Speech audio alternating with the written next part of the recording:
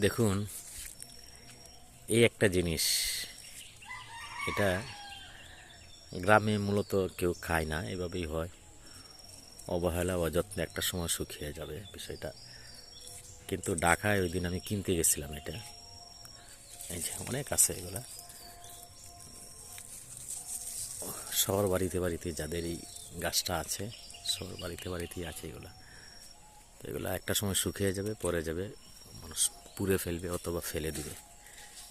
কিন্তু ঢাকায় ওই দিন এটা আমি কিনতে গেছিলাম, জিজ্ঞেস করলাম কত করে, তো উনি বলল, দোকানদার বললো 150 টাকা, 150 টাকা কেজি। এই জিনিসটি আসলে কি আছে এটা আমি জানি না, ঢাকাতে এটার এত দাম কেন। আমি গ্রামের বাড়িতে আসছি, তো গ্রামে এসে দেখলাম আমার বাড়ির সামনে এটা এটা এই জন্য আমার মনে পড়লো যে বিষয়টা আমি দেখালাম আপনাদেরকে, যে এটাতে কি আছে সেটা আমি জানি না। এটা অনেক আছে, অনেক এদিকেও আছে। কেন এত দাম, আর গ্রামের মানুষ কেনই বা এটা ফেলে দেয়, খায় না?